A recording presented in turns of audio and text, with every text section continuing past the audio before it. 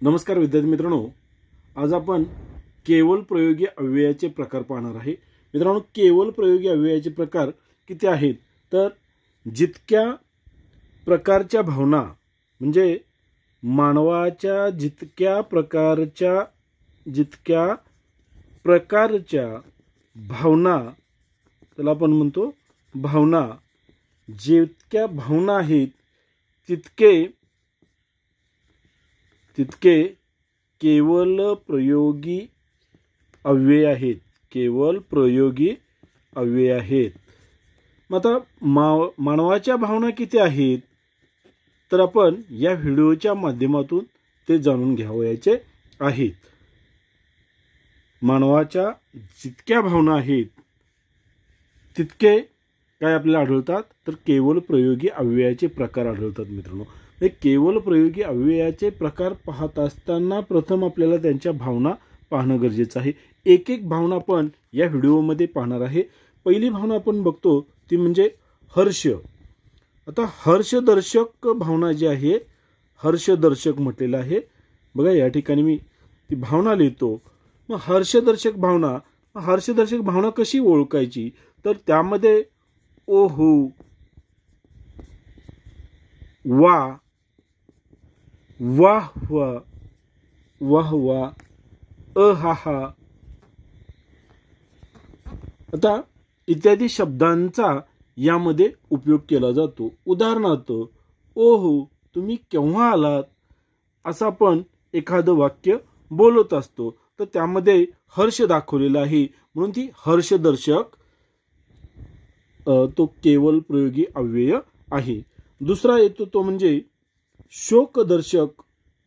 आता शोकदर्शक म्हणजे शब्द जो आहे त्या शब्दावरूनच आपल्याला त्याचे कोणते त्यामध्ये शब्द येतील ते लक्षात येतं।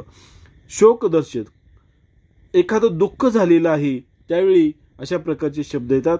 अरे रे, हाय हाय,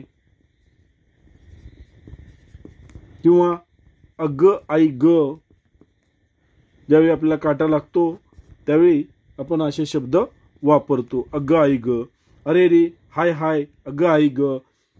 तर बेचारा नापास झाला, अरे रे असं आपण म्हणतो तर ते शोकदर्शक शब्द झाले। तर आणि तिसरा प्रकार येतो तो म्हणजे आश्चर्यदर्शक। आता आश्चर्यदर्शक शब्द जो आहे तो आश्चर्यदर्शक शब्दावरूनच आपल्याला लक्षात येतं की बाबा यामध्ये कोणते शब्द आले असतील। आश्चर्य, अरे वा, अरे वा, किंवा अबब, किंवा अरे बाप रे, अरे बाप रे, किंवा ओहो, अशा प्रकारचे शब्द यामध्ये वापरले जातात। अरे वा, काय सुरेख गायलात तुम्ही, अरे वा काय सुंदर अक्षर आहे तुमचं, अशा पद्धतीनं आपण वाक्य तयार करू शकतो। चौथा प्रकार येतो तो म्हणजे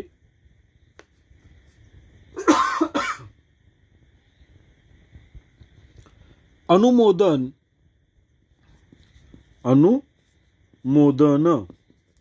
तर अनुमोदन किंवा त्यालाच संमतीदर्शक शब्द असं म्हटलं जातं किंवा केवल प्रयोगी अव्यय असं म्हटलं जातं।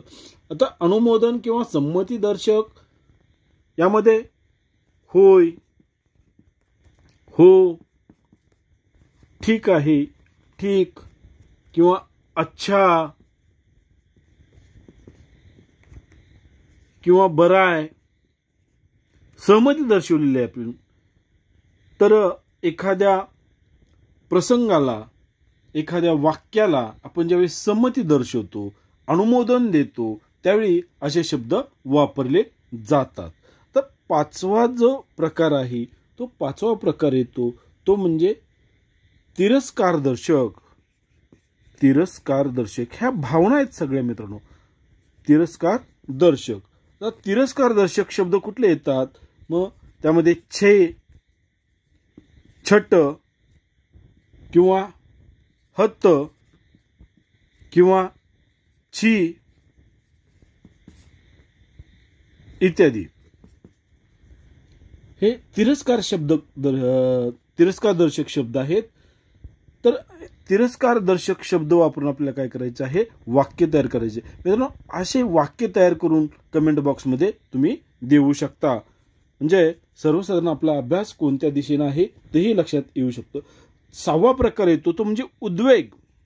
एखाद्या गोष्टीचा उद्वेग किंवा त्याला मगाशी जसं संमतीदर्शक म्हटलं तसं इथं संतापदर्शक अव्ययाचा प्रकार आहे तो संतापदर्शक. संमती दर्शवली तसं संताप.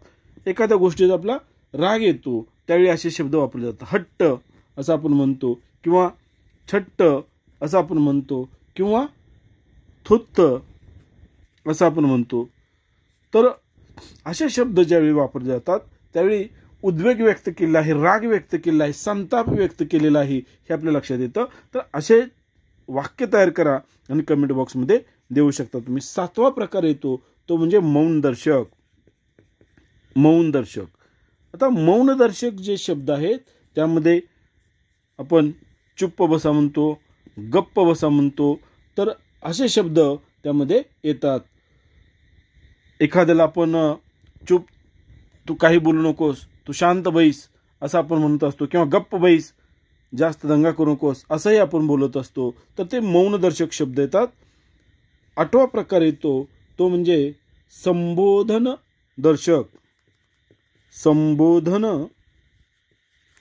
दर्शक. आता संबोधन दर्शक यामध्ये अहो,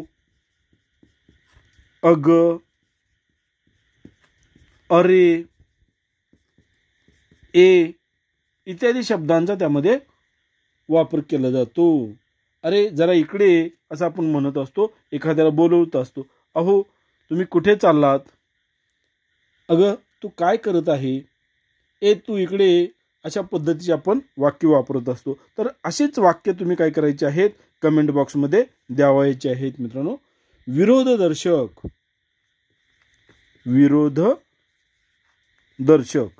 आता विरोधदर्शक एखाद्या गोष्टीला आपण विरोध करत असतो, आपल्याला ते अमान्य असेल त्यावेळी छे छे, हे मला काही पटलेलं नाही, छट्ट किंवा उहू असं आपण म्हणत असतो. इत्यादी शब्द हे विरोधदर्शक वापरले जातात. आणि 10वा प्रकार येतो तो म्हणजे प्रशंसादर्शक. तर प्रशंसादर्शक जे शब्द आहेत त्यामध्ये वाहवा किंवा शाबास किंवा भले इत्यादी शब्द त्यामध्ये वापरले जातात. आता शाबास, तुला परीक्षेत चांगले गुण मिळाले, वाह वाह, आनंद झालेला आहे, आनंद दर्शवतो आपण या ठिकाणी. तर असे मित्रांनो केवल प्रयोगी अव्यय जे आहेत त्या केवल प्रयोगी अव्ययाचे हे प्रकार आहेत. एकूण 10 प्रकार यामध्ये येतात. पुन्हा आपण बघूया. हर्षदर्शक, शोकदर्शक, आश्चर्यदर्शक, अनुमोदक किंवा संमतीदर्शक, तिरस्कारदर्शक, उद्वेग किंवा संतापदर्शक, मौनदर्शक, संबोधनदर्शक, विरोधदर्शक आणि प्रशंसादर्शक असे एकूण केवल प्रयोगी अव्ययाचे 10 प्रकार पडतात. या 10 प्रकारावर अनुसरून आपल्याला स्पर्धा परीक्षेमध्ये म्हणजे शिष्यवृत्तीच्या परीक्षेमध्ये प्रश्न विचारले जाऊ शकतात. आता हे जे प्रश्न आहेत त्या प्रश्नांपैकी एक उदाहरण तुम्हाला देतो. पुढील पैकी प्रशंसादर्शक केवल प्रयोगी अव्यय कोणते? उदाहरण दिले आहे भले, अरेच्या, अरे, ओहो.